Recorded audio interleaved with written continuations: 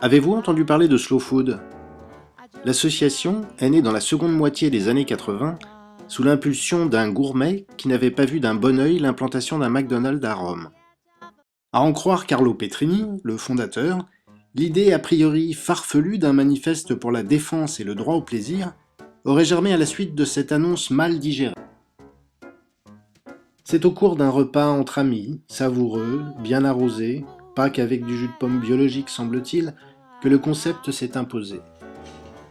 Les actions de Slow Food s'inscrivent dans une volonté de préservation des traditions gastronomiques locales et dans la sensibilisation des consommateurs pour leur nourriture, ses origines, ses saveurs et les conséquences de nos choix alimentaires. Les campagnes de lobbying de l'organisation n'ont certes pas empêché les fast-foods d'accroître leur présence. Pas plus qu'elles n'ont freiné l'essor des pourvoyeurs d'une alimentation standardisée, souvent trop grasse, trop salée ou trop sucrée. Cette progression est allée de pair avec celle de nos mensurations, qui ont elles aussi largement prospéré. Selon l'OMS, 7 personnes décèdent chaque jour des conséquences d'un poids excessif, et 1,5 milliard d'adultes devraient être en surpoids d'ici à 2015. Les recommandations de Slow Food n'en trouvent pas moins un écho grandissant chez ceux qui croient possible de manger bon, sain et juste, comme le suggère l'association.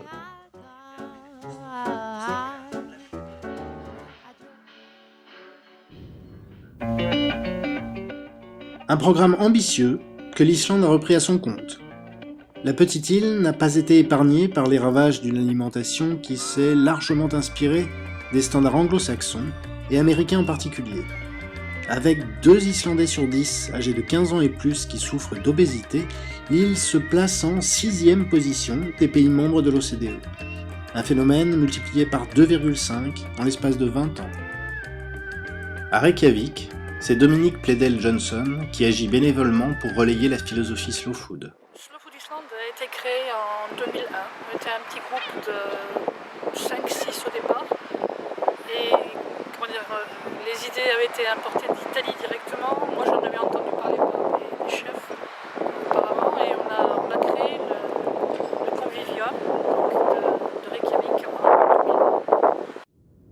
2001. Apprentissage du goût dans les écoles, préservation de certains aliments ou de processus de fabrication particuliers, les actions de sensibilisation entreprises par Dominique sont nombreuses.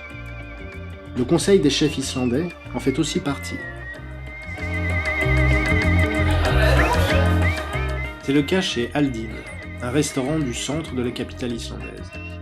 En fait, je suis venue parce qu'ils m'ont demandé de venir, de voir ce que je pouvais apporter en tant que slow food à Reykjavik, parce qu'ils souhaitaient faire un restaurant qui a démarré avec ce qu'on appellerait du slow fast food.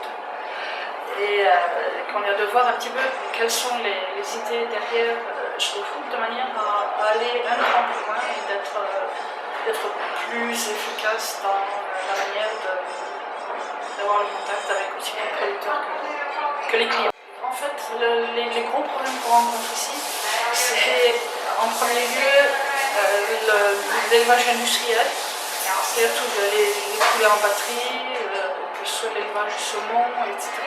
Et là, on a effectivement des points qu'il faut regarder de plus près quand on choisit ses fournisseurs, parce que tout bêtement, en tant que consommateur, on est coproducteur.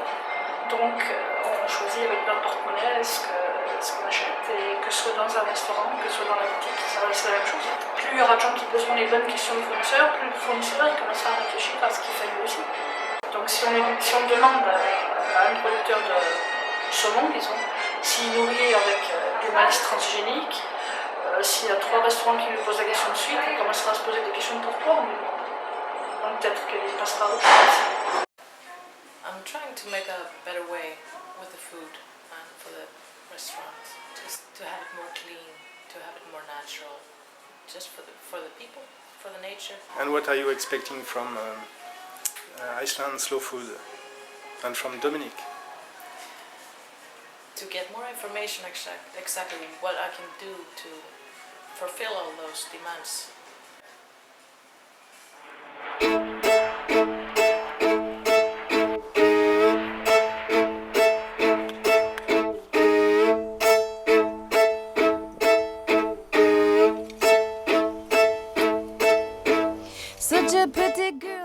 Arnar est membre de Slow Food, coiffeur de métier et agriculteur en herbe, une sorte de capilliculteur à la Pierre des Proges. Pour une trentaine d'euros seulement par an, Arnar peut bénéficier d'une parcelle de 25 mètres carrés parmi la soixantaine à disposition ici. Objectif, faire pousser ses propres légumes, une tendance qui semble séduire de plus en plus les habitants de Reykjavik. It is a lot in fashion now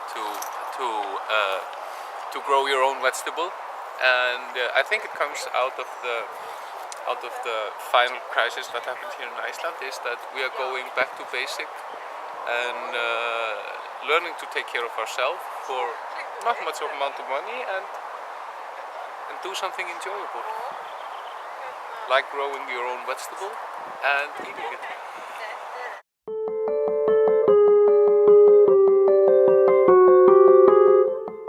Kolbrun Aldersdottir dispose d'un potager dans le 101, cœur commerçant et culturel de Reykjavik.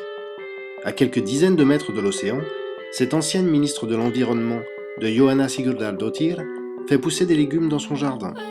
Et comme Arnar, Kolbrun est membre de Slow Food.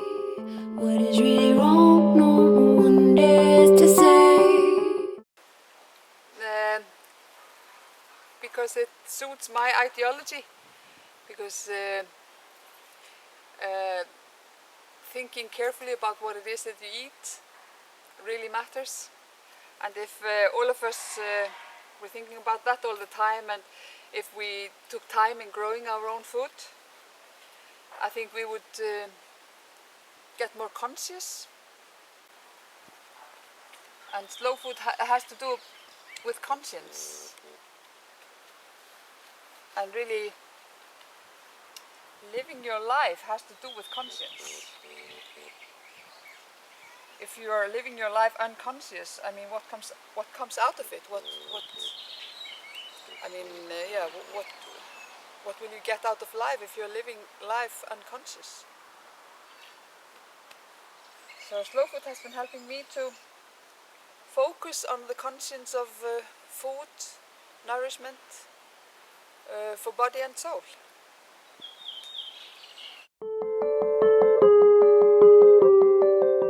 Cultiver ses propres légumes. Échapper aux normes organoleptiques qu'imposent les grandes firmes de l'agroalimentaire. Soit. Heureusement, il reste encore des produits typiquement islandais, dont la fabrication artisanale s'inspire de traditions séculaires, n'est-ce pas exact? Les poissons séchés, le harfiskar, qui maintenant fait des courts-circuits en le séchant en utilisant des procédés de chaleur artificielle pour le sécher. Les algues également, le requin, toute une série de produits comme ça, le hangikjöt, la viande fumée de mouton, où quand il y a une grosse demande, il y a toujours une tendance à trouver des courts-circuits, à le mettre dans la saumure au lieu d'attendre plus longtemps, etc.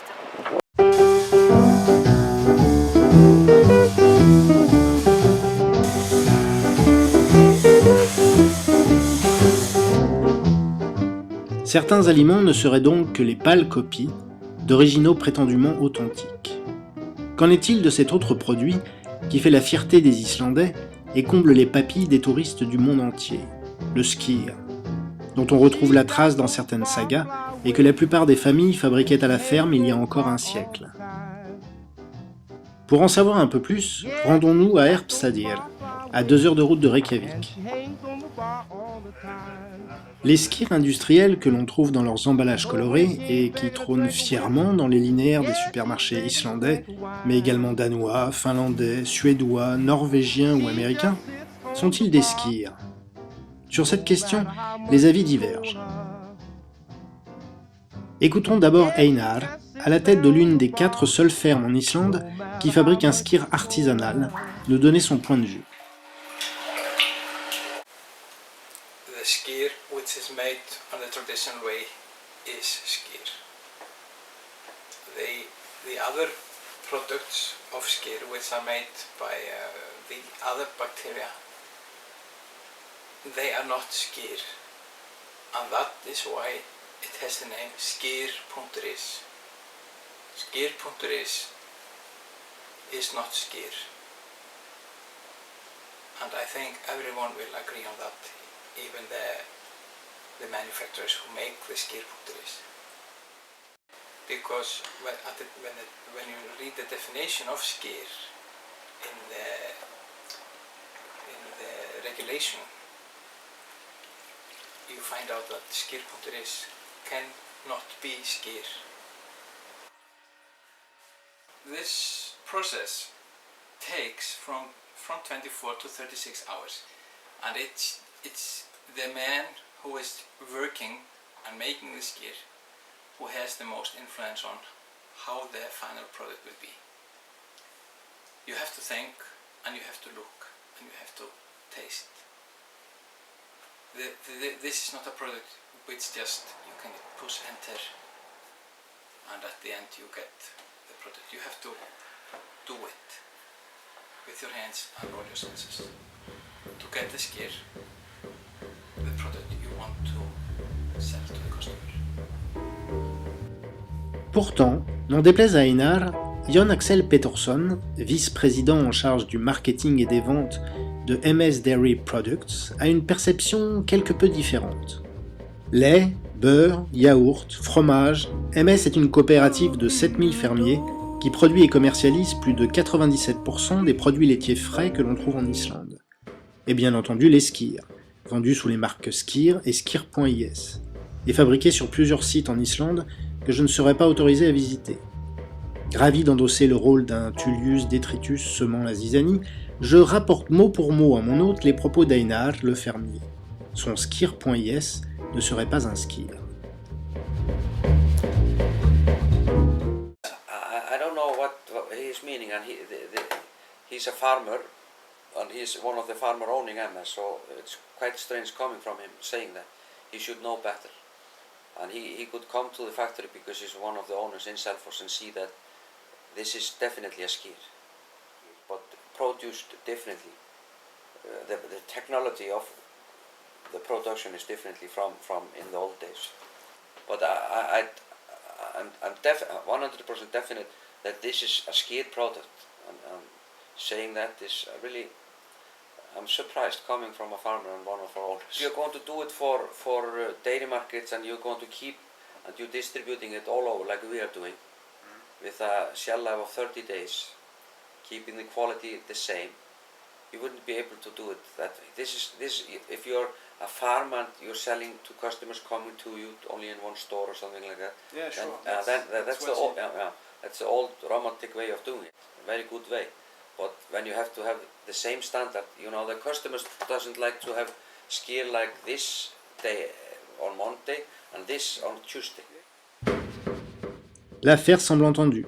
D'ailleurs, selon Jon, si Skyr.is est bel et bien une marque déposée, Skyr est un nom générique qui ne peut être protégé.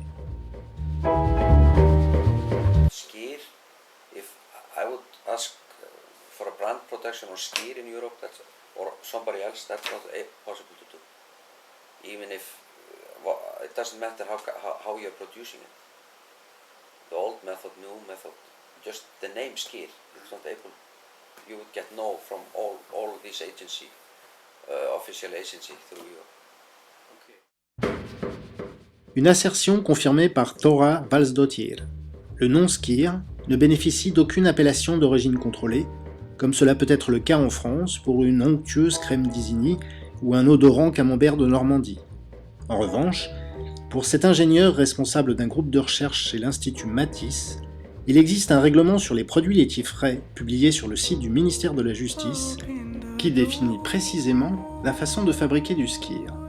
Einar, notre fermier, s'appuyait sur cette réglementation pour dénier à MS le droit d'appeler skyr son Skyr.is. Je m'empresse donc de montrer cette réglementation au patron du marketing de MS.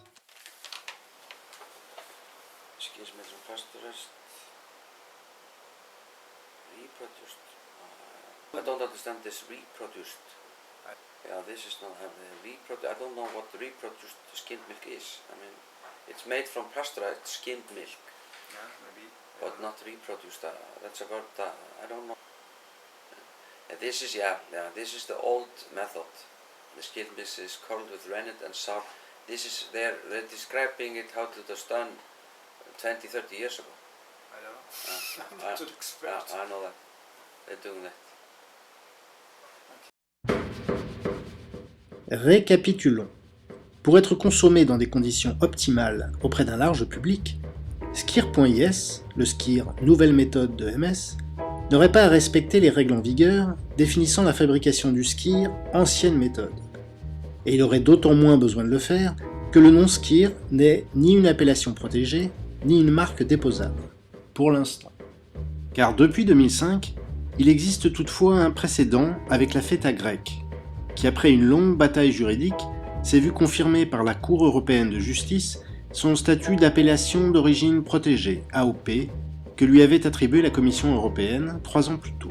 Bref, inutile de remuer le couteau dans le fromage frais. La situation pourrait être amenée à évoluer dans les mois ou les années à venir. Un jour, comme dut le faire Lactalis avec sa Feta Salakis, MS devra peut-être rebaptiser ses skirs en Skri, Kirs ou Rix. Abandonnons ces dissensions lactées pour humer l'air poissonneux de la cause. À Opn, dans le sud-est de l'île, c'est Harry qui s'implique pour faire changer les habitudes et les mentalités. Ingénieur de formation, il est l'un des fondateurs du restaurant Umar Opnin et le responsable du convivium slow food du coin. Harry m'accueille dans son restaurant pour évoquer son intérêt pour slow food.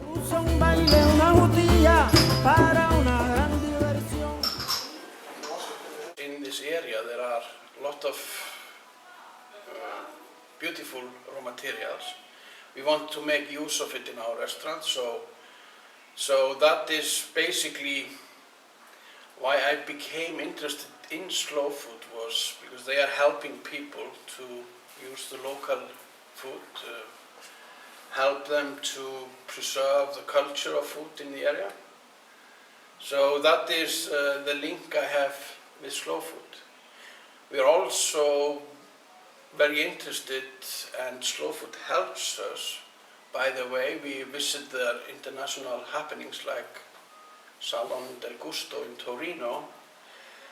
There we can go and introduce what we are doing. We can learn from other small producers what they are doing all over the world, which is very important. L'une des actions sur lesquelles portent les efforts d'Harry concerne le lura, un poisson plat, cousin de la sole, que l'on ne trouve nulle part ailleurs dans le monde.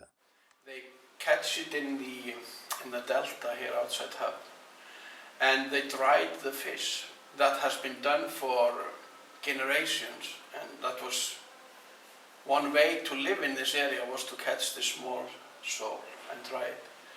And today there is still the same family that is catching the fish and preserving it, and now they are selling it in a local food store as a souvenir.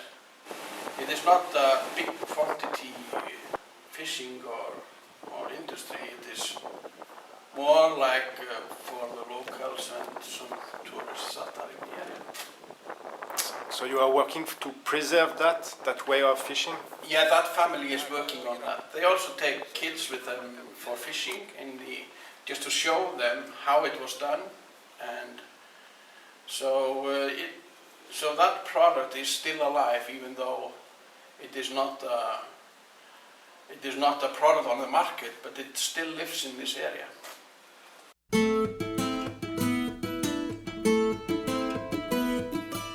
Pour finir, retrouvons une dernière fois Einar et écoutons-le nous vanter les mérites de sa glace artisanale grâce au test impitoyable de la petite cuillère.